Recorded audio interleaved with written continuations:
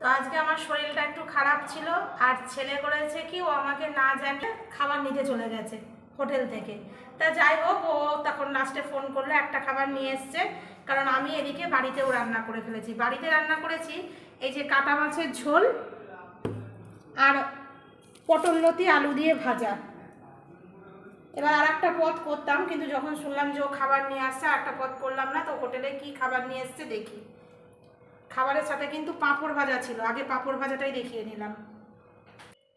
তো হোটেল থেকে কি খাবার নিয়ে এসছে দেখি। পাঁপড় ভাজা, বেগনি,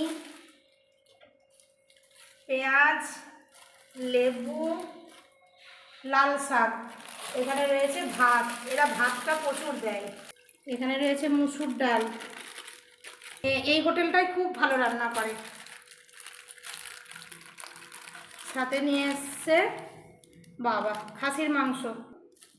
আর এখানে আছে দুপদের তরকারি। দুপদের তরকারিটা দেখি কি কি নিয়ে এসছে, একটা পাত্রে জায়গাও হচ্ছে না। চাল কুমড়োর ঘন্ট, আর এই যে সয়াবিন পটল সব কিছু দিয়ে একটা তরকারি এই নিয়ে এসছে। তা যাই হোক, খেতে দিয়ে